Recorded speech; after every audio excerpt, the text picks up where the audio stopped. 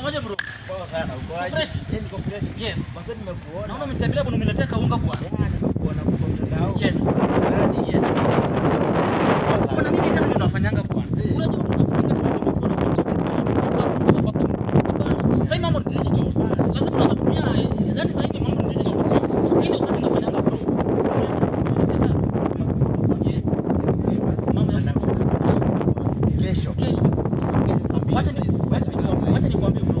Mimi kazi niko nayo. Hii ndio nafanya. Na hii ndio napata unga. So please ukiletea kazi hii, utaifanya vile inatakikana mama yangu kutoka Florida. Okay, sawa. Sasa unakuja saa ngapi? Nakuja kesho 10. Sitaki nikupe kesho. Kuja saa 10. Leo. Saa 10 saa hii. Okay, fine. Hii kazi tunafanya kwa.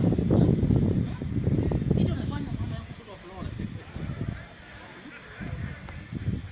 Hawazo endelee kupiga pasi.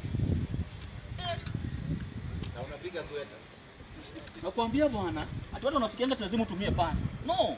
Sasa ni digital bwana, unaweza tumia mambo mingi kutumia, lazima asi utumie pass.